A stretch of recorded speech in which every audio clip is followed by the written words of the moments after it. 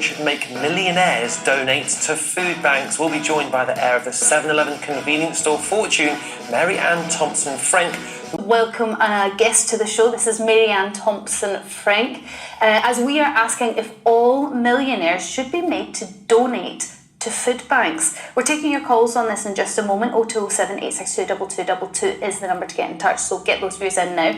Mary-Anne, you have an absolutely fascinating personal story. So, thank you. If we talk about the amount of money that you've donated around the world, over $65 million, various causes, amazing funds, but why specifically are we focusing on Merthyr Tydfil now? Well, just to put things in perspective, that 65 million number is from the amount of food that has been donated. Mm-hmm. Yes. So that's not a check I wrote, that's how we help people do it. Mm-hmm. And a lot of times people want to demonize the business side of it, but it's part of the problem is making it easy for the donor. And so many times people don't realize if you have a banana that's curved, that's what people put on. If it's straight, they won't put it in the store. So if you're hungry, you don't care how straight or curved your banana is. Mm-hmm. So we made it easy for when truckers suddenly realize, I have a big truckload of straight bananas, I got to throw it in the, away, and, or I need to donate it. And, when they're going down the road, they want to make one stop. For example, from Dallas to Miami, that was $3,000 to do that trek. But food pantries often go, we can't take that huge truckload of bananas. Can you make 3 stops? That becomes $9,000. So it doesn't make economic sense for them. So we realized we have to make it easy on the donor. And over the years, as we started expanding, we've served in the United States from Alaska to Puerto Rico, from New York to Hawaii. We started getting phone calls because many of the companies are international. And we got phone calls from people here on this side of the pond. And they're saying, can you help us out? We don't know anyone else that does what you do.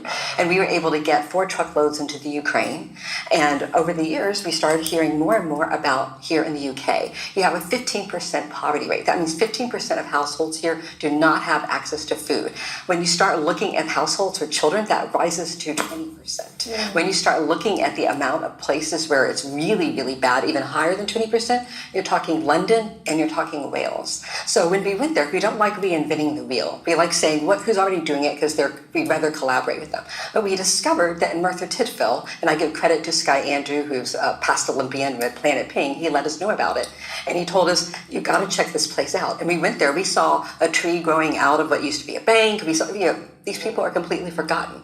And what they need, they have many wonderful nonprofits, and we don't compete with existing nonprofits. Our job is to make the nonprofits' lives easier. So we're going to set up a food hub so that people can donate large amounts and then divvy it up. And it's a very simple thing, but it's the part of the plan that's missing. And so that's what we're bringing to Merthyr Tydfil. Amazing. It's amazing. So you're putting the infrastructure in place to make it easy to do what people want to do anyway. I mean, Claire, that's amazing. No, it truly is, but it's a really sad indictment of our society that we actually need food banks in this country.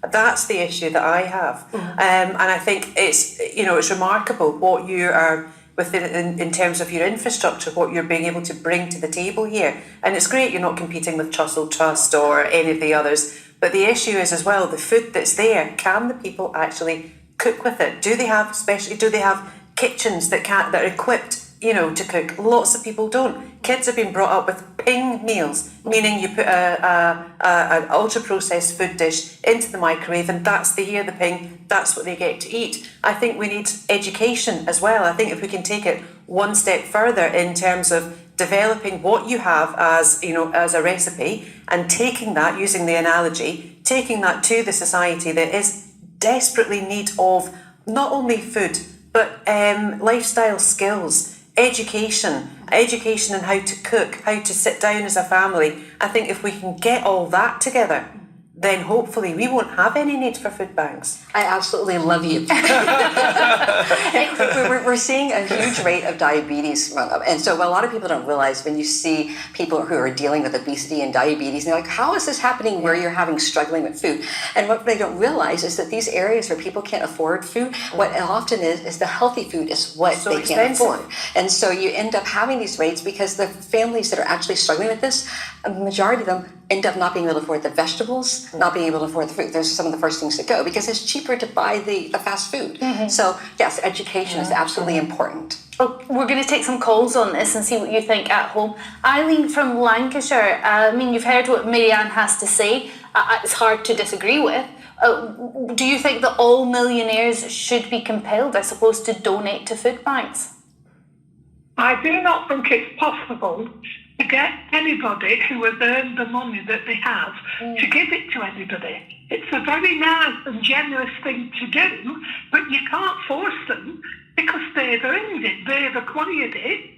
And would you expect somebody who's on benefit to give some of their money to people? Probably not. But some people on benefit are on a lot more money than other people who aren't on benefit. Yeah, I mean, Eileen, if you're talking about people on benefits, you're talking about people that are already really needing the money that they have. When we're talking about millionaires, we're talking about people that might have some spare cash that's going one time. But what I'm saying is, I manage a house and a car of £14,000 a year, which I think is very proficient of me, and I have savings so I can lend it to my children. But I'm not on any benefits because I've got savings, because I get a full pension. I'm on £220 a week pension, but I have a house and a car to run. But I choose to run a car because life's impossible without one. And so I manage my money. You can't expect the millionaire to give away money that they've acquired by looking after the money, can you? It's just not logical. Well, what if it was logical in the sense that it actually made financial sense for millionaires to do so? So, for example, in the area that you come from, Lancashire, Eileen, in Lancashire, so if 7-Eleven were helping your area, perhaps the people in that area would say, do you know what, we're only going to shop now in 7-Eleven for certain goods because they help us as well. So it becomes a quid pro quo. So actually, it's a thing that we're going to help you because you help us. Is that an idea? Yes, I'm sure it could be, but you can't force millionaires to give money. I mean, it's just illogical. Okay, Eileen, I've acquired savings because I've been very careful. I understand. You make a really, really valid point, Eileen. I just want to bring that back to Marianne. I would love to, because there's something that's not being spoken about here. And, and where I consider myself an international humanitarian. I'm an activist, a philanthropist, but I also will practice conscious capitalism and social responsible investing. And that's when you look at people, planet, profit. You look at all three. And when you look at what corporations are doing, I find it to be very inhumane when you have employees that have to go to the food pantry, because that means that someone isn't being given a living wage. So what I think where the law can go is say we need to make it legally required that people have a living wage that takes inflation into account.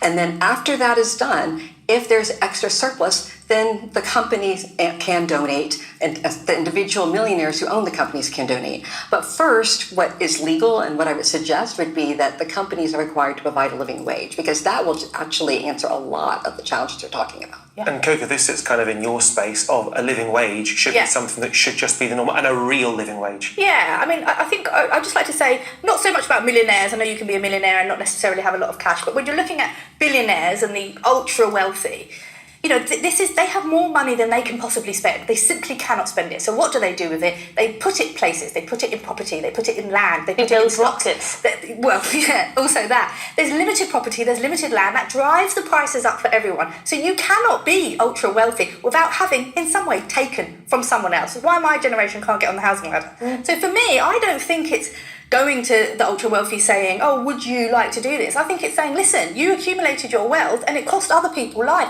You need to put your hand in your pocket and make this country healthier, because you're actually making it sick right now. That's my take. Marianne, it's actually bringing up the billionaires or potential trillionaires. We spoke last week about the fact that Elon Musk may be the first ever trillionaire. What would your message be for individuals like that? My message would be is that whether you like it or not, by being part of the world economy, you are part of an interconnected system. Our economic systems, our environmental systems, our sociological systems are only going to grow more interconnected than ever before in globalization.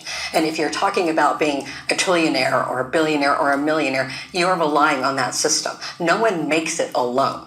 So if you're at the top, a lot of people have lifted you up and maintained you there. So you have a responsibility, an ethical, moral responsibility to say, how is my impact affecting the world? Because you can't choose to not impact it. You are just by your existence. So how are you actually consciously taking But responsibility. you can't give that moral compass to someone who might not have it. Could you not can't legislate for it? Oh, I think that's a really slippery slope in order to do that. Well, Because making an actual living wage compulsory for your Yes. lowest earner is legislating for it. But that's what we've got now. We've got minimum wage. It's arguably the living wage that we have is not livable at the moment with the cost of living. capital charge will gains be- tax, the money that you earn through stocks, through property selling, through land, you pay less than the money that I go when I sell my labour. Why is that fair? Like, make it fair. And I think there's other things that can be done. I think you're a wonderful philanthropist, just to be clear, and I think philanthropy is good. I wish it wasn't necessary, but it is, and I think it's great. Elon Musk is a perfect case. Elon Musk, if he was doing philanthropy, he would probably be like, only for white people. I guarantee it. Some of these people have nefarious... I'm sorry, some of these people... You don't think Elon Musk would do something I like think that? Have that's you seen quite his a behaviour? disingenuous statement for you to make. I will tell really, you really that do. being in the state of Texas, the Kamakuta tribe of Texas, the oldest Native American tribe in Texas, they're the first tribe that, they've been there forever in Texas. The land that Elon Musk has, there have been many corporations that have owned that land. They always allow this tribe to go form a circle, say their prayer every year. Yeah. He is the first person to disallow a prayer. Yeah. So that just tells you kind of the mentality. Yeah. Just letting you know. It's been a just a genuinely fact. fascinating discussion. Marianne, thank you for coming. Thank you for what you do, and definitely stay in touch with the show because... Love to know how it goes. Thank you. I really appreciate it. I want to make one little thing clear. I am not one of the wealthiest women in the world. But what I really do feel very grateful for is that the people here in this country have been so collaborative. And we invite other people who want to try and address this. We want to collaborate with them regardless of what social or political leaning you're on. These kind of answers are only served and successful when others contribute to it and when we can work with them. So please contact us. It's the Mimnosine Institute. We really would love for people to join us. Just say it once more. The Mimnosine Institute. Thank you We very would love much. for people here to join in and be part of the solution because what we figured out in Merthyr Tydfil, we want to make national throughout the country. So this is just a pilot, and we want to try and collaborate across the country. Well, all the best of luck. Thank you so much. Brilliant work there. Now, Okay, after the break, we are moving on. We're discussing the Greater Manchester Police Chief's statement that his officers will not be dancing with